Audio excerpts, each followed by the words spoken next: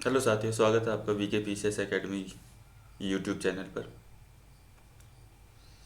हम शुरू कर रहे हैं एनसीईआरटी की 6 क्लास का। जो पहले 4 टॉपिक हो गए थे उससे आगे का भाग 2, जिसमें हम बाकी बचे हुए टॉपिक कवर करेंगे। इसमें पहला टॉपिक है पृथ्वी के प्रमुख परिमंडल। प्रमुख परिमंडल में आता है भूमंडल यानी पृथ्वी, वायुमंडल और जलमंडल। पृथ्वी का वह ठोस भाग जिस पर हम रहते हैं उसे भूमंडल कहते हैं। गैस की परतें जो पृथ्वी को चारों ओर से घेरे रहती हैं उसे वायुमंडल कहते हैं। और जल की सभी अवस्थाएं, ठोस, द्रव, गैस यानी बर्फ, जल, वाष्प, इसमें सम्मिलित होते हैं जलमंडल। और तीनों को मिलाकर के बनता है जीव मंडल, जिसमें सभी जीव जीवित रहते हैं। एक सीमित क्षेत्र जहाँ स्थल, जल और हवा एक साथ मिलते हैं, जहाँ सभी प्रकार के जीवन पाए जाते हैं।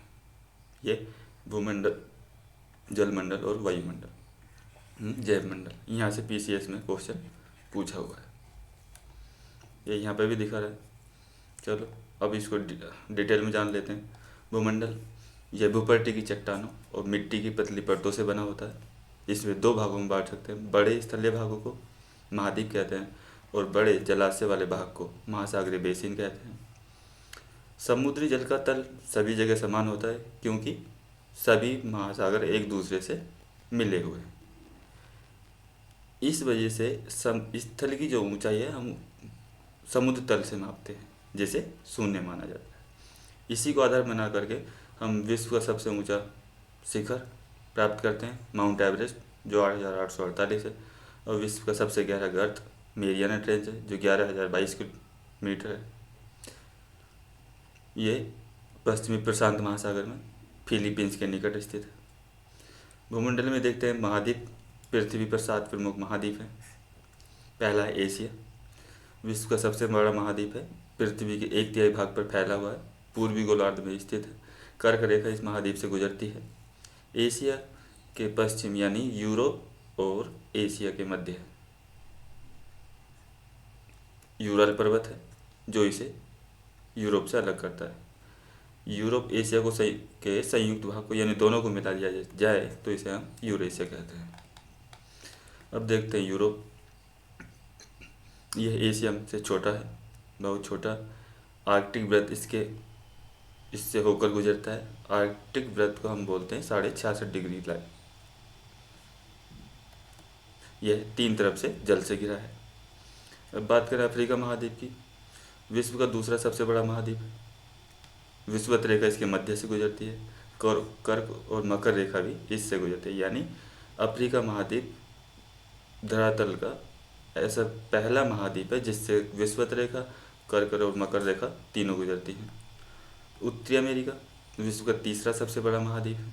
ये पूरी तरह से उत्तरी गोलार्ध यानी उत्तरी गोलार्ध में पश्चिम गोलार्ध में स्थित है। यानी इसकी हम स्थिति की बात करें तो ये यहाँ पे बताना चाह रहा है, ये हो गया, ये उत्तरी गोलार्ध का पश्चिमी हिस्सा। यहाँ पे आपका उत्तरी अमेरिका है। ये 3 महासागरों से घिरा है। यदि हम 3 महासागरों की बात करें तो इसके पश्चिम में प्रशांत महासागर है, पूरब में अटलांटिक महासागर है और यहाँ पे आर्कटिक है। दक्षिण अमेरिका की बात करें, अधिकांश भाग दक्षिणी गोलार्ध में है। ये पूर्व में अटलांटिक महासागर, पश्चिम में प्रशांत महासागर। विश्व की सबसे लंबी पर्वत श्रृंखला जो एंडीज है ये दक्षिण अमेरिका में ही है, जो उत्तर से दक्षिण फैली हुई है। विश्व की सबसे बड़ी नदी अमेजन वो यहीं बहती है। बात करें ऑस्ट्रेलिया की तो विश्व का सबसे छोटा महाद्वीप ऑस्ट्रेलिया है, पूरी तरह से उत्तर दक्षिणी गोलार्ध में स्थित है। चारों तरफ से महासागरों से घिरा होने के कारण इसे द्वीपीय महाद्वीप भी कहते हैं। साथ में अंटार्कटिका, यह दक्षिणी गोलार्ध में स्थित है। दक्षिणी ध्रुव इसके मध्य में अवस्थित है। यह हमेशा मोटी बर्फ की परतों से ढका है। मानव आवास नहीं, लेकिन विभिन्न देशों के अनुसंधान केंद्र है। यदि आपको होमवर्क करना है तो आप होमवर्क कर सकते हो कि इंडिया के कौन कौन से रिसर्च सेंटर यहाँ अंटार्कटिका में है। अब बात करते हैं जलमंडल की। जलमंडल पृथ्वी का 71% भाग, यानी हम इसको यदि आपको दिखाना है तो आप इस तरीके से, कुछ इस तरीके से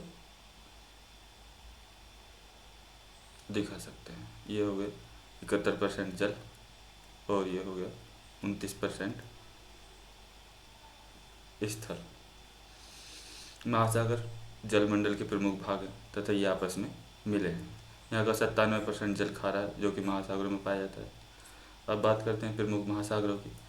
तो सबसे पहले आता है प्रशांत महासागर, यानी धरातल पर पृथ्वी पर सबसे बड़ा महासागर है। पृथ्वी के 1/3 भाग पर फैला हुआ है।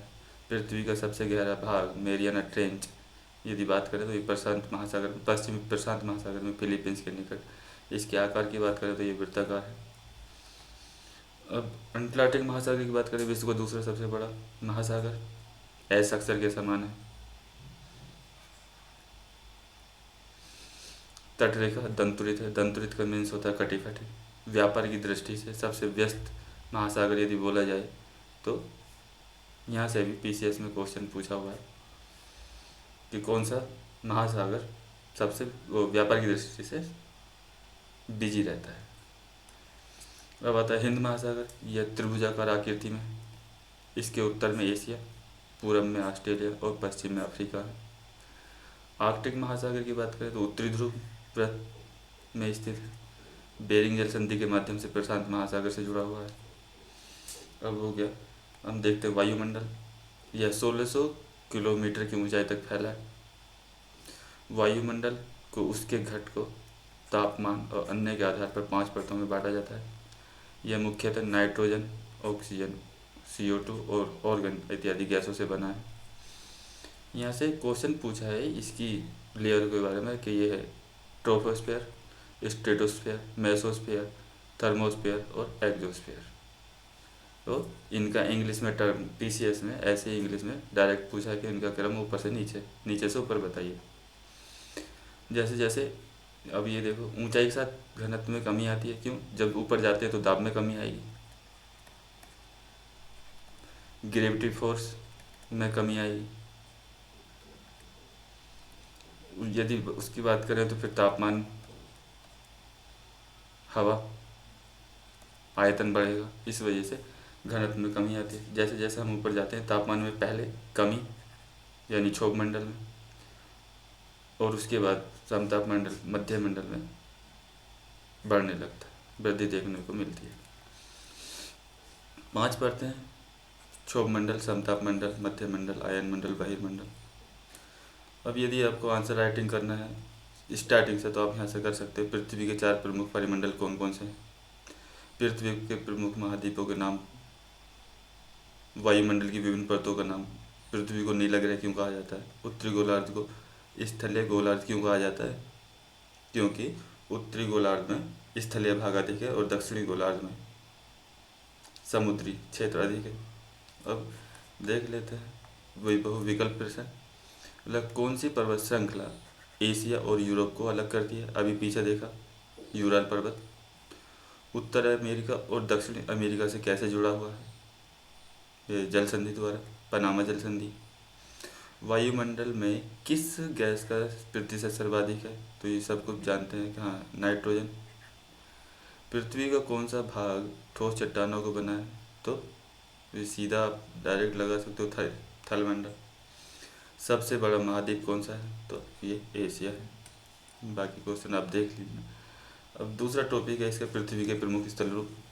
पृथ्वी पर अनेक प्रकार के स्थल रूप हैं। स्थल मंडल के कुछ भाग ऊंचे नीचे तथा कुछ समतल होते हैं। ये स्थल रूप 2 प्रक्रियाओं के परिणाम स्वरूप बनते हैं। कौन सा?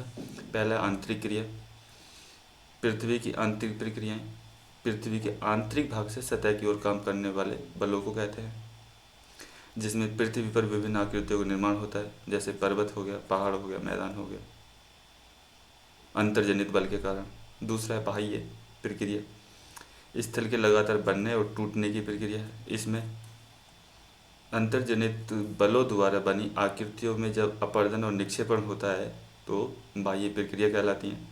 ये बहता जल हो सकता है, वायु, बर्फ द्वारा होता है। देखते हैं पर्वत।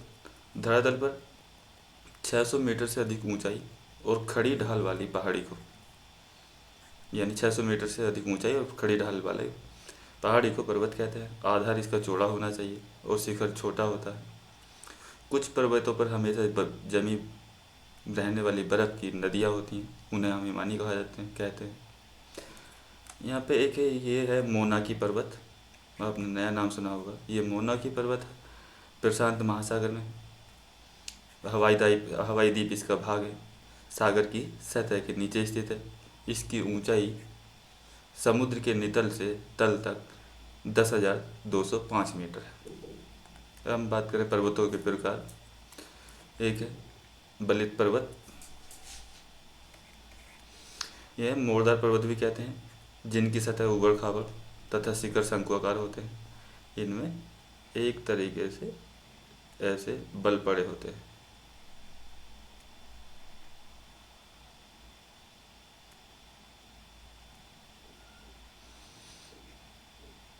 ऐसे इस वजह से इन्हें मोरदार पर्वत कहते हैं। इसमें आते हैं जितने भी नवीन पर्वत हैं, हिमालय, आल्पस, रॉकी एंडीज, ये सब नवीन पर्वत हैं।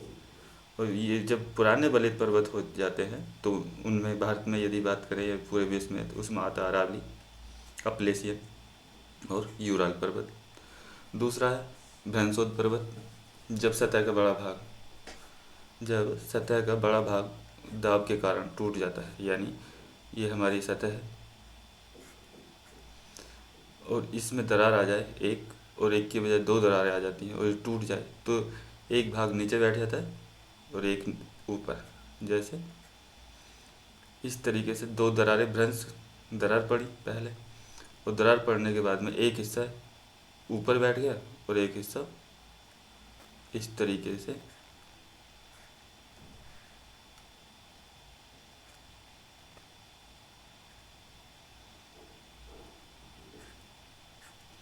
ये हिस्सा ऊपर उठ गया, तो इसी को हम,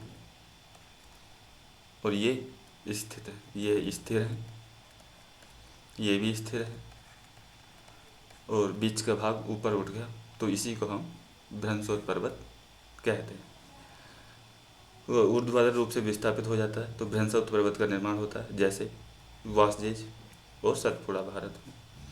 ज्वालामुखी पर्वत, ये पृथ्वी के आंतरिक भाग में जाने पर, देखो पृथ्वी के आंतरिक भाग में जाने पर ताप हो गया, ताप में वृद्धि होती है, ताप में वृद्धि होती है, घनत्व में वृद्धि होती है, और ये इतना बढ़ जाता है कि अंदर की जो परतें हैं वो एक मैग्मा का निर्माण करती हैं। और जब मैग्मा का निर्माण होता है, गैस होती हैं उसके साथ में, तो ये बाहर निकलने की कोशिश करते हैं। जहाँ भी पृथ्वी की पतली परत जहाँ भी दिखाई देगी, वहीं से ये मैग्मा बाहर निकलने की कोशिश करता है। तो दरारी भाग से बाहर निकलने पर ज्वालामुखी पर्वत का निर्माण होता है, जैसे किलिमंजारो तंजानिया में, और ये दूसरा फ्यूजियामा। अब बात करते हैं पठार की। पठार उठी हुई तथा सपाट भूमि होती है। यह आसपास के क्षेत्रों से अधिक उठा हुआ होता है तथा इसका ऊपरी भाग मेज के समान होता है। प्रमुख पठार की बात करें तो दक्कन का पठार भारत में है। उपयोगिता, खनिज, लोहा, कोयला मिलते हैं। पूर्वी अफ्रीकी के पठार, इसमें उपयोगिता सोना और हीरे का खनन होता है। पश्चिमी ऑस्ट्रेलिया का पठार विभिन्न खनिजों का स्रोत है। हाँ, पठार का निर्माण होता है, पठार का निर्माण भी ज्वालामुखी से ही होता है। जैसे ज्वालामुखी मैग्मा ऊपर आता है, जब लिक्विड फॉर्म में मैग्मा स्लो मोशन में बहता है, उससे ही धरातल पर पठार का निर्माण होता है। अब बात करते हैं, आगे बढ़ते हैं। ये पठारी क्षेत्रों में बहुत से जलप्रपात भी मिलते हैं, क्योंकि यहाँ नदियाँ ऊंचाई से गिरती हैं पठारी क्षेत्रों में। जैसे हम बात करें छोटा नागपुर के पठार पर स्वर्ण रेखा नदी पर क्या है, हुंड्रू जलप्रपात है। दूसरा भेड़ा घाट पश्चिमी प्रायद्वीप में नर्मदा नदी पर धुआंधार जलप्रपात है। अब बात करते हैं मैदान की। नदियाँ पर्वतों के ढालों पर नीचे उतरती हुई इन्हें अपर्दित करती हैं। इन अपर्दित पदार्थों को घाटियों में निक्षेपित करते हैं, जिससे मैदानों का निर्माण होता है। यह प्राय समुद्र तल से 200 मीटर तक ऊंचे होते हैं। उदाहरण के लिए देखा जाए तो ये हो गया गंगा ब्रह्मपुत्र का मैदान और यांगत्से नदी का मैदान। ये आपको मैदान दिखाई दे रहा है। आगे बढ़ते हैं, ये इतना ही है। ये बोल रहा है पर्वत पठारों से भिन्न होते हैं, किस लिए? ऊंचाई, ढाल, अभिमुखता। तो ऊंचाई हिमानी कहाँ पाए जाते हैं? पर्वतों में। दक्कन पठार कहाँ स्थित है? भारत में। यांगत्से नदी कहाँ बहती है? चीन में। यूरोप की एक महत्वपूर्ण पर्वत श्रृंखला कौन सी है? तो ये है आल्प्स, क्योंकि रॉकी यूएसए में है, नॉर्थ अमेरिका में है, और एंडीज साउथ अमेरिका में है, और आल्प्स यूरोप में है। अब अगला टॉपिक हम पढ़ते हैं भारत जलवायु। भारत की जलवायु, वनस्पति और वन्य प्राणी। जलवायु में हम दो चीज़ें देखते हैं, पहला है मौसम, दूसरा जलवायु। इनकी डेफिनेशन, वायुमंडल में दिन प्रतिदिन होने वाला परिवर्तन है मौसम। इसमें तापमान में कमी वृद्धि, वर्षा हो रही है या नहीं, और सूर्य का विकिरण शामिल होते हैं। जलवायु किसी विशिष्ट स्थान पर लंबे समय तक औसत मौसम की स्थिति, इसे लगभग 30 वर्षों के औसत से मापा जाता है। भारत के में प्रमुख मौसम की बात करें तो ये सर्दी का मौसम है, जो दिसंबर से फरवरी तक रहता है। सूर्य की किरणें तिरछी होती हैं, क्योंकि इस टाइम पे सूर्य की स्थिति मकर रेखा पर होती है, इसलिए उत्तर भारत में तापमान कम हो जाता है। दूसरा, यहीं पे सर्दियों के मौसम में वर्षा होती है, वो पछुआ विक्षोभ से होती है, और उत्तरी भारत में गेहूं की फसल के लिए लाभदायक होती है। दूसरा, गर्मी मार्च से मई, इस टाइम पे सूर्य कर्क रेखा की ओर बढ़ने लगता है, और सूर्य की किरणें सीधी पड़ती हैं, इसलिए तापमान अधिक होता है, गर्म एवं शुष्क पवन चलते हैं। वर्षा जून 5 जून यानी जून के पहले हफ्ते से स्टार्ट होती है और सितंबर तक। ये दक्षिणी पश्चिमी मानसून से वर्षा प्राप्त होती है भारत में। अतः शरद अक्टूबर से नवंबर मानसून के लौटने का समय होता है। भारत की जलवायु की हम बात करें, भारत की स्थिति उष्णकटिबंध में होने के कारण अधिकतर वर्षा मानसूनी पवन से होती है। इस आधार पर यहाँ की जलवायु मानसूनी प्रकार की है। ठीक है, अब देखते हैं आगे। किसी स्थान की जलवायु किस पर निर्भर करती है? उसकी स्थिति पर, वहाँ की ऊंचाई, समुद्र से दूरी, और वहाँ पर उच्चावच पर्वत पठार मैदान। इसलिए हमें भारत की जलवायु में क्षेत्रीय विभिन्नता का अनुभव होता है। ये हो गया। अब आता प्राकृतिक वनस्पति। माता घास, झाड़ियाँ, पौधे जो बिना मनुष्य की सहायता के उपजते हैं, उन्हें प्राकृतिक वनस्पति कहा जाता है। मेंस में लिखते हुए प्राकृतिक वनस्पति क्या है, वो इतनी ही डेफिनेशन आपको देना है। इनके प्रमुख प्रकार कौन से हैं? पहला है उष्णकटिबंधीय वर्षावन। ये कहाँ कहाँ मिलते हैं? पश्चिमी घाट, जहाँ पर 250 सेंटीमीटर, पूर्वोत्तर क्षेत्र, मेघालय, और ये अंडमान निकोबार। वर्षा की बात करें तो 250 सेंटीमीटर से अधिक होती है, वन अति सघन होते हैं। प्रमुख वृक्षों की बात करें तो महोगनी है, अबोनी है, रोजवुड है। अगला है उष्णकटिबंधीय पतझड़ वन। इन वनों को मानसूनी वन कहा जाता है। वर्ष के निश्चित समय पर अपनी पत्तियां गिराते हैं, लेकिन एक बात है, जो फल देने वाले वृक्ष हैं वो अपनी पत्तियां एकदम से नहीं गिराते हैं। यदि कहाँ पे मिलते हैं तो ये मिलते हैं आपके मध्य प्रदेश, यूपी, बिहार, झारखंड, छत्तीसगढ़ और उड़ीसा तो महाराष्ट्र के कुछ भागों में मिलते हैं। ये बात करें तो यहाँ पर कौन कौन से वृक्ष होते हैं, तो वृक्ष हैं साल, सागौन, शीशम, पीपल, नीम। आगे बढ़ते हैं। ये कटीली झाड़ियाँ कहाँ मिलेंगी? जहाँ पर बारिश कम होगी, यानी शुष्क भागों में, जैसे राजस्थान का एरिया, या पश्चिमी घाट का वृष्टि छाया प्रदेश।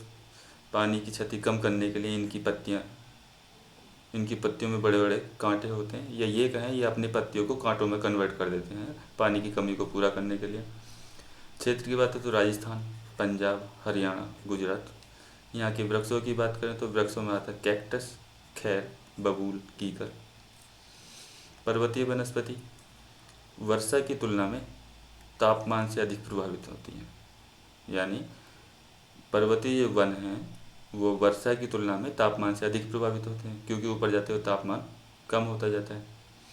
ऊंचाई के साथ तापमान में कमी होती है। 1500 से 2500 मीटर पर पेड़ों का आकार शंकुआकार हमें देखने को मिलता है। यहाँ के वृक्षों की बात करें तो यह है चीड़, पाइन और देवदार। कह रहे मैंग्रोव वन, ये वन कहाँ मिलते हैं? खारे पानी में मिलते हैं, खारे पानी में भी रह सकते हैं। ये कहाँ मिलेंगे आपको? सुंदरवन उड़ीसा में और अंडमान निकोबार में। ये पश्चिम बंगाल, उड़ीसा, अंडमान में मिलते हैं। प्रमुख वृक्ष है सुंदरी। यहाँ पे हम क्वेश्चन देख लेते हैं। देखो, कौन सी पवन भारत में वर्षा लाती है? तो दक्षिणी पश्चिमी मानसूनी पवन। भारत के विभिन्न मौसम का नाम बताइए। अभी देखा प्राकृतिक वनस्पति क्या है। भारत में पाई जाने विभिन्न प्रकार के वनस्पतियों के नाम। सदाबहार वन तथा पतझड़ वन में अंतर लिखा है। उष्णकटिबंधीय वर्षा वनों को सदाबहार वन क्यों कहा जाता है? ये भी आप वहाँ से लिख सकते हो। अब बोला है विश्व में सबसे अधिक वर्षा वाला क्षेत्र कौन सा है? तो यहाँ पर हम देख सकते हैं, ये आपने पढ़ा होगा मौसिनराम। मैंग्रोव वन कहाँ हो सकते हैं? खारे जल में, साफ जल में, प्रदूषित जल में। तो ये अधिकांश खारे जल में होते हैं। महोगनी और रोजवुड के वृक्ष कहाँ मिलते हैं? तो ये आपको सदाबहार वनों में मिलते हैं। जंगली बकरी तथा हिम तेंदुए कहाँ पाए जाते हैं? जंगली बकरी और हिम तेंदुआ लगभग प्रायद्वीपीय क्षेत्र में मिलते हैं। दक्षिण पश्चिमी मानसून के समय आर्द्र पवनें कहाँ बहती हैं? तो आर्द्र पवनें दक्षिण पश्चिमी मानसून में तो सीधा है समुद्र से स्थल की ओर बहती हैं। बस ये हो गया आपका 6th क्लास की टोटल कंप्लीट। यदि आपको ये वीडियो अच्छी लगी तो लाइक करना, सब्सक्राइब करना और शेयर करना। Thanks for watching.